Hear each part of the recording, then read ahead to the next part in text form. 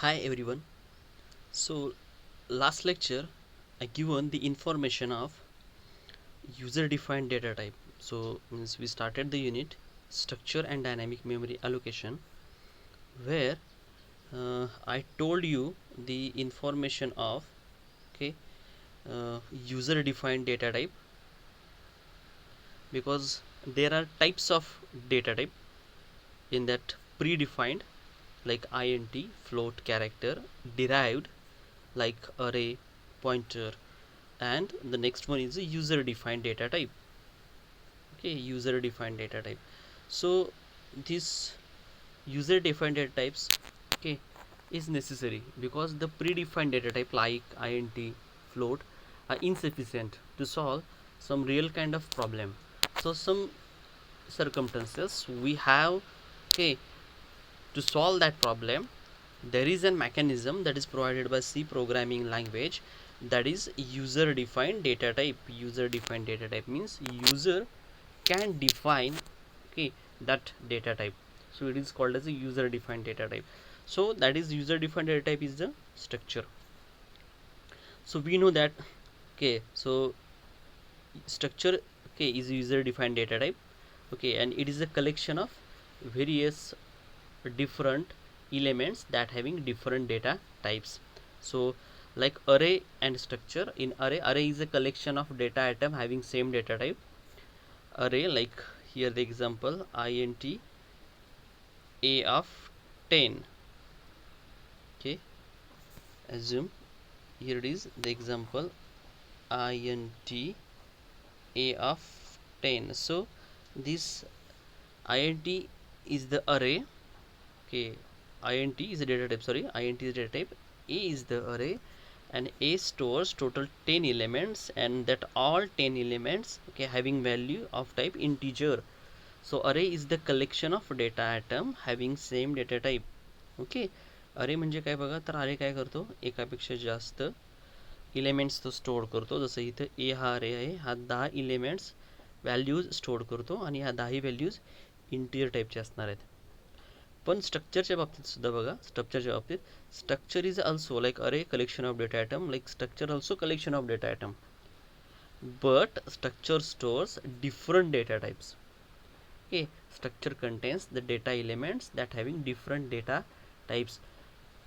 Okay, बघा structure आणि अरेमधला फरक काय बघा, अरेमध्ये जे इलेमेंट्स असतात त्या सगळ्यांची डेटा टाईप ही सारखी असते, पण स्ट्रक्चरमध्ये जे इलेमेंट्स असतात जसं इथं बघितलं, स्ट्रक्चरमध्ये जे इलेमेंट्स असतात, स्ट्रक्चरसुद्धा कलेक्शन ऑफ डेटा आयटम्स, स्ट्रक्चरमध्ये पण एकापेक्षा जास्त, जसे अरेमध्ये एकापेक्षा जास्त 10 20 25 किती इलेमेंट्स असतात, तसे स्ट्रक्चरमध्ये सुद्धा एकापेक्षा जास्त इलेमेंट्स असतात, पण प्रत्येक इलेमेंटची डेटा टाईप ही सारखीच असते असं नाही, ती वेगळी असू शकते. पण अरेमध्ये मात्र काय ती सारखीच लागते. हा बेसिक डिफरन्स आहे बघा स्ट्रक्चर आणि अरेमधला.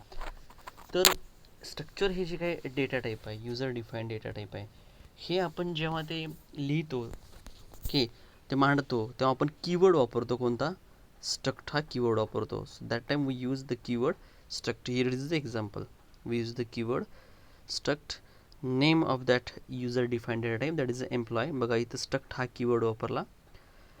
एम्प्लॉय हे आपण नाव दिलं त्या स्ट्रक्चरला, म्हणजेच त्या युजर डिफाईन डेटा टाईप आपण एक नवीन बनवलं, युजरनं डिफाईन केलं, नवीन डेटा टाईप बनवलं आणि त्याला आपण नाव दिलं काय, एम्प्लॉय असं नाव दिलं. ओके, आणि त्याचे हे जे आहेत हे सगळे मेंबर्स आहेत, म्हणजे त्याच्या प्रॉपर्टीज आहेत. एम्प्लॉयला काय असते, आय डी असते, नेम असते, सॅलरी असते, हे त्याच्या प्रॉपर्टीज आहेत. ओके, त्यालाच आपण इलेमेंट असं म्हणतो. हे जर बघितलं तुम्हाला तर इथं पण हे दाखवलं आहे बघा डायग्रामॅटिकली. ओके, तर इथं पहा ते स्ट्रक्ट हा कीवर्ड आहे, स्ट्रक्ट हा कीवर्ड आहे. एम्प्लॉय हे टॅग किंवा स्ट्रक्चरचं नाव आहे, स्ट्रक्चरचं नाव आहे, स्ट्रक्चरचं टॅग आहे तो. ओके, त्याच्यानंतर ओपनिंग कर्ली ब्रॅकेट, इथं आहे ओपनिंग कर्ली ब्रॅकेट. ओके, नंतर ओपनिंग कर्ली ब्रॅकेटच्या आतमध्ये I N T I D character name आणि सॅलरी हे सगळे मेंबर्स और फील्ड, मेंबर किंवा फील्ड ओके त्या स्ट्रक्चरचे सभासद किंवा त्याच्या फील्ड्स ओके आहेत. हे स्ट्रक्चर तुम्ही काय केलं इथं बघा, इथं स्ट्रक्चर हे डिक्लेअर केलं आहे, लक्षात ठेवा. इथं स्ट्रक्चर काय केलं आहे, डिक्लेअर केलं आहे आपण. ओके. तर आपण काय काय बघितलं बघा. स्ट्रक्चर. ओके. स्ट्रक्चरची पहिल्यांदा युजर डिफाईन डेटा टाईप बघितलं. स्ट्रक्चरचं इंट्रो पाहिला. ओके. स्ट्रक्चरच्या इंट्रो नंतर लास्ट आपण काय बघितलं त्याचं. ओके. स्ट्रक्चरचं डिक्लेरेशन बघितलं आपण. ओके. आता स्ट्रक्चरची व्हेरिएबल कशी डिक्लेअर करणं बघा. स्ट्रक्चरचं आपण स्ट्रक्चर मांडणं बघितलं. आता स्ट्रक्चरची व्हेरिएबल्स करणं. तर हे कसं आहे बघा. आता ते इथे तुम्हाला दिसेल. Okay. Once we declare a structure we can define their variables. एकदा आपण स्ट्रक्चर डिक्लेअर केलं. ओके. म्हणजे इथे जर बघितलं आपण, हे डिक्लेरेशन आहे स्ट्रक्चरचं. हे डिक्लेरेशन आहे स्ट्रक्चरचं. हे स्ट्रक्चरचं डिक्लेरेशन आहे. किंवा हे सुद्धा डिक्लेरेशनच आहे. हे स्ट्रक्चरचं डिक्लेरेशन आहे. स्ट्रक्चर आपण सांगितलं कसं असणार आहे. आता याची व्हेरिएबल जे आहेत ती आपल्याला सांगायचे आहेत. Okay. How to declare a variables of the structure. Okay. म्हणजे तुम्ही एक साचा बनवला आहे ज्याचं नाव काय, एम्प्लॉय आहे, लक्षात ठेवा. ओके. आणि त्याचे मेंबर्स पण तुम्ही दिला आहे, आय डी, नेम आणि सॅलरी. आता ह्याचं व्हेरिएबल्स आपल्याला द्यायचं आहे. हे E1 आणि E2 ही employee type, employee data type जो आहे त्याच्या टाईपची ही व्हेरिएबल्स आहेत. ओके. आता उदाहरण तुम्हाला सांगायचं म्हटलं तर हा कन्सेप्ट समजायसाठी व्हेरिएबल म्हणजेच नक्की कसं बघा. आता हे युजर डिफाईंड आहे. स्ट्रक्चर हा कन्सेप्ट काय, युजर डिफाईंड डेटा टाईप आहे. म्हणजे स्ट्रक्ट या कीवर्डचा उपयोग करून मी एम्प्लॉय हे युजर डिफाईंड डेटा टाईप तयार केले. डेटा टाईप तयार केले. मी काय तयार केले, here I am created a data type and whose name is employ. And here this E1 and E2 is the variables of these employee data type. Employee user defined data type variables are E1 and E2.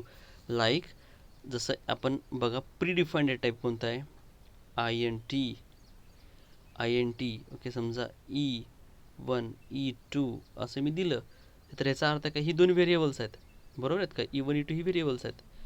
ही दोन्ही variables कुठल्या टाईपचे आहेत, integer टाईपचे आहेत, बरोबर आहे. ही integer टाईपची दोन्ही व्हेरिएबल्स आहेत. हा इंटिजर का आहे, प्रीडिफाईंड आहे. का आहे, प्रीडिफाईंड आहे, बरोबर आहे. प्रीडिफाईंड याचं म्हणजे ह्याचं जसं इथं एम्प्लॉयचं लिहिलं आहे, जसं की इथे हे एम्प्लॉय दिसतो, ह्या एम्प्लॉय ही युजर डिफाईंड असणार ना. युजर डिफाईंड असल्यामुळे त्याचा कोड आहे तो मी लिहिला आहे, त्याचा कोड मी लिहिला आहे. ओके. आणि ही त्याची व्हेरिएबल्स, म्हणजे एकदा तो डेटा टाईप तयार केला, त्याचा कोड लिहिला आणि ही त्याची काय झाली, व्हेरिएबल्स झाली. ओके. तसा ह्याचा जो आहे INT हा डेटा टाईपचा कोड ऑलरेडी लिहिला आहे. जसं हा कोड मी लिहिला आहे एम्प्लॉय टाईप डेटा करण्यासाठी, मी त्याचा कोड हा लिहिला आहे. तसाच सीची जी काय लायब्ररी आहे तसाच प्रकारे ह्या INTचा बी काय केला आहे, कोड लिहिला आहे. INTचा सुद्धा काय केला आहे, काय असेल तो असा कोड लिहिला आहे, लक्षात ठेवा. कोड लिहिला आहे, लिहून ठेवला आहे तो. ओके. आणि हे अगोदर लिहून ठेवलं आहे सगळं, म्हणून ह्याला प्रीडिफाईंड आहे. आता फक्त प्रोग्राममध्ये काय वापरतो, हे अगोदर लिहून ठेवलं आहे, त्याचंच आपण काय करतो आहे, INT A B असं करतो आहे, व्हेरिएबल्स क्रिएट करतो आहे. अगोदर जे आहे प्रीडिफाईंड त्याचंच सेम याच प्रकारे फ्लोटचा पण लिहून ठेवला आहे. ह्याच प्रकारे काय, तर याच प्रकारे फ्लोट, कारण प्रीडिफाईंड आहेत नाही, फ्लोटचा पण आहे. ह्याच प्रकारे काय केलं, ह्याचा पण काहीतरी कोड असेल तो लिहून ठेवला आहे लायब्ररीमध्ये. आणि मग आपण काय करतो, फक्त वापरताना मग फक्त फ्लोट काय व्हेरिएबलचं नाव देतो. तसं इथं जर पाहिलं तर हे एम्प्लॉय हे जे मी तयार केले, म्हणजे स्ट्रक्ट ह्या कन्सेप्टचा उपयोग केला आणि मी युजर डिफाईंड डेटा टाईप केले. जसं प्रीडिफाईनचं अगोदरच लिहिलेलं असतं तसं मी युजर डिफाईंड डेटा टाईप बनवलं आहे. ते कोणतं आहे, एम्प्लॉय. ते कोणतं आहे, एम्प्लॉय मी बनवलं आहे. ओके. एम्प्लॉय मी ते बनवलं आहे. ओके. त्याचा कोड मी लिहिला आहे कारण युजर डिफाईंड आहे आणि त्याची ही व्हेरिएबल्स आहेत. जसं प्रीडिफाईंडचं आपण काय करतो, INT हे अगोदर ह्याचा कोड लिहून ठेवला आहे. ओके. फक्त त्याची आपण डायरेक्टली व्हेरिएबल क्रिएट करतो, काय असेल ते नम वगैरे असे करतो. इथं मी हे लिहिलं आहे कारण हे युजर डिफाईंड आहे आणि त्याची ही व्हेरिएबल्स आहेत. Okay. So it is the declaration of the structure variable. Okay. And we access the member means here the members are ID, name and salary. These are the member of employee. Okay. Employee data structure. Okay. and whose variables are E1 and E2. Okay. जसं आपण लिहितो INT नंतर तसं ही variables आहेत E1 E2 okay, ही variables आहेत. आणि हे जे मेंबर तुम्हाला ॲक्सेस करायचे असतील, to access this member we use dot operator, we use member operator or dot operator. So see here example, you will get the idea of how it works. तुम्हाला लगेच लक्षात येईल ही कशा प्रकारे काम करते. ओके, तर हे एक्झाम्पल बघा. ओके, हे एक्झाम्पल बघा.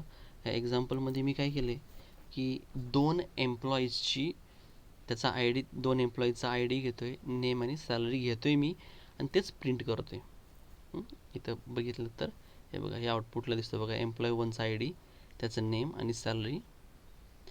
बघा, एम्प्लॉय वनचा आय डी, त्याचं नेम, सॅलरी, एम्प्लॉय टूचा आय डी, नेम आणि सॅलरी इथे दिसतंय तुम्हाला. ओके, तर आता आपण बघूयात इथं काय नक्की आहे, आता कशा प्रकारे हे काम करतो, इथे डिक्लेअर कसं करायचं. ओके, बघा आता stdio.h का, तर प्रिंटएफ आणि स्कॅनएफसाठी. स्ट्रिंग काय घेतले, स्ट्रिंग हे फंक्शन काय घेतलं आहे, इथं आपण strcpy स्ट्रिंग कॉपी हा एक स्ट्रिंगच्या रिलेटेड एक फंक्शन वापरतो आहे, प्री डिफाईंड फंक्शन एक वापरतो आहे, म्हणून त्याला सपोर्ट करण्यासाठी मी स्ट्रिंग डॉट एच असं घेतलं आहे. ओके, तर पुढं बघा, एम्प्लॉय मी स्ट्रक्ट एक बनवलं. स्ट्रक्ट या कन्सेप्टचा उपयोग केला, जे स्ट्रक्टचा उपयोग करून आपण युजर डिफाईंड डेटा टाईप बनवू शकतो. ते स्ट्रक्ट आणि त्याचा एम्प्लॉय डेटा टाईप बनवला, त्याचा डेटा टाईप बनवला कोणता, एम्प्लॉय असं बनवलं. हा डेटा टाईप बनवलं, त्याला नाव दिलं एम्प्लॉय, आणि एम्प्लॉयमध्ये मेंबर काय, आय डी, नेम आणि सॅलरी, हे तिन्ही बनवले. जो इथं स्टार्ट होतो इथं संपतो, बरोबर आहे का. ओके, तर बघा, ओके, इथे ते मेंबर झाले, हे तिन्ही मेंबर आहेत. आता स्ट्रक्चर इथे संपलं आणि त्याची ही व्हेरिएबल्स आहेत, E1 आणि E2 ही व्हेरिएबल्स. ओके, E1 म्हणजे तुम्ही पहिल्या एम्प्लॉयची माहिती पाहणार आणि E2 म्हणजे दुसऱ्या. ही व्हेरिएबल्स आहेत. जसं आपण काय करतो, INT दोन नंबर घ्यायचे असेल तर A आणि B घेतो दोन व्हॅल्यूसाठी, तसं तुम्हाला दोन एम्प्लॉयची माहिती घ्यायची आहे, म्हणून तुम्ही काय करायचं, ही दोन व्हेरिएबल्स घेतलेले आहेत. की जेव्हा E1 हा क्रिएट होतो, E1 व्हेरिएबल क्रिएट होतो, हे E1 व्हेरिएबल कुणासारखं असणार आहे, एम्प्लॉयसारखं असणार आहे. जसं मी म्हणतो आहे की INT A आणि B लिहिलं, तर A व्हेरिएबल कुणासारखे असणार आहे, INT सारखंच, B INTचेच रूल्स, म्हणजे दोन्ही व्हेरिएबल्स INTचेच रूल्स फॉलो करणार, लक्षात ठेवा.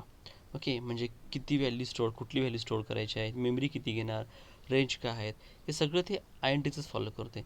सेम जेव्हा इथे व्हेरिएबल तयार होत आहेत E1 E2, ही स्ट्रक्चर एम्प्लॉय टाईपचे असल्यामुळे ते एम्प्लॉयमध्ये जे दिले तेच कामं करणार. म्हणजे या E1 आणि E2ला, E1 म्हणजे पहिल्या एम्प्लॉयसाठी त्याला आय डी, नेम आणि सॅलरी मिळाली, तसंच E2 यासाठी पण त्याला आय डी, नेम आणि सॅलरी, दोघांना पण लक्षात ठेवा आय डी, नेम, सॅलरी असं सेपरेटली त्यांना मिळते, कारण ती कुठल्या टाईपची आहेत, एम्प्लॉय टाईपची असल्यामुळं. त्याच्यानंतर पुढं बघा, मेन फंक्शन.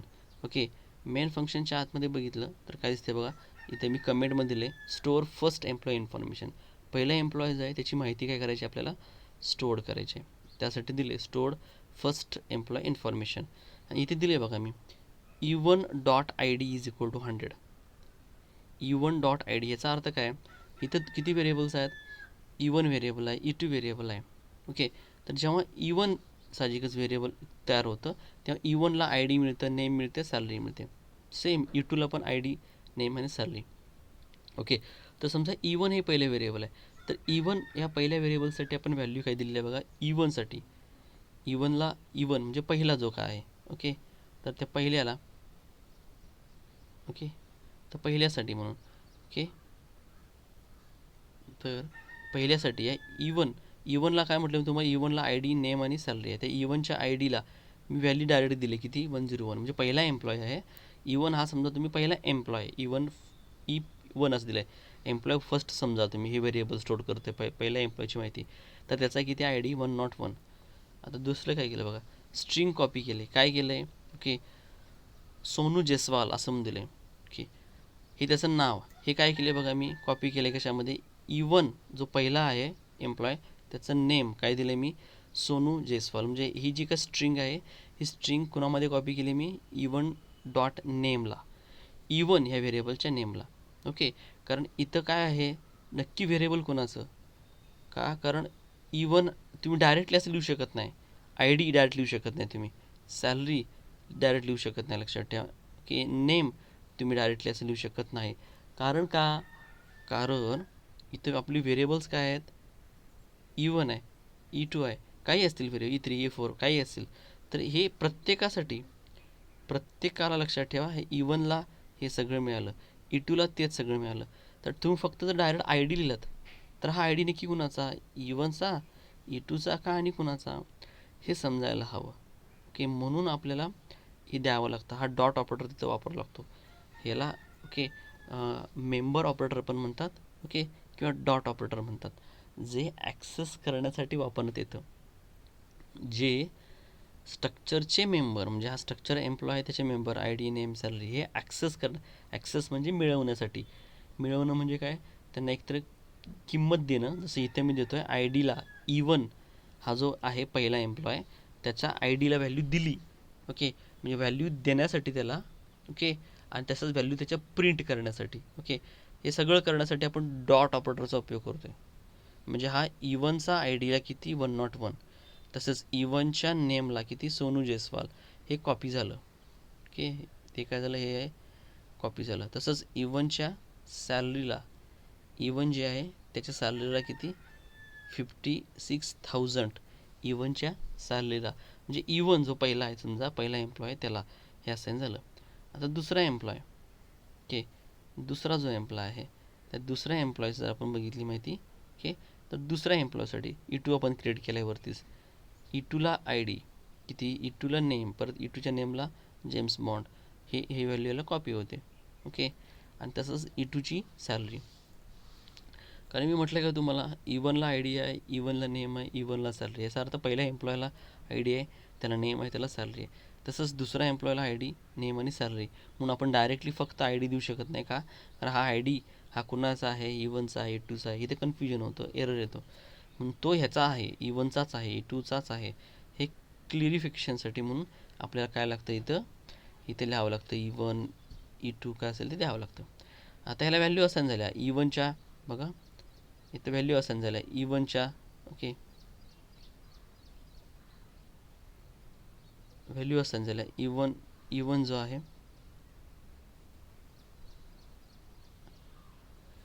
E1च्या आय डीला, E1च्या नेमला, E1च्या सॅलरीला, तसंच E2च्या आय डीला, E2च्या नेमला, E2च्या सॅलरीला व्हॅल्यू आता असाईन झाल्यात, त्याला लागले आहेत.